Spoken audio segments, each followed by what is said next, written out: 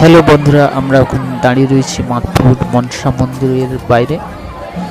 তোমরা দেখতে পাচ্ছ এটা মনসা মন্দিরের বাইরের গেট। এই গেট দিয়ে ভেতরে প্রবেশ করতে হয়। গেটটা খুব সুন্দর। একে একে মানুষজন ভেতরে প্রবেশ করছে। আমরাও ভেতরে প্রবেশ করার জন্য একটু একটু করে এগিয়ে যাচ্ছি।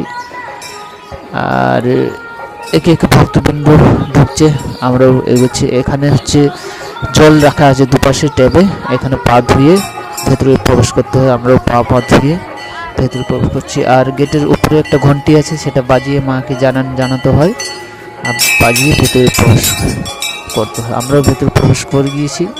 তোমরা দেখতে পাচ্ছ কত ভক্তবৃন্দ এখানে দাঁড়িয়ে রয়েছে। আর এগুলো দেখতে পাচ্ছ, এগুলো হচ্ছে যাদের যাদের মানসিক দেওয়া হয় তারা এখানে এসে প্রতিমা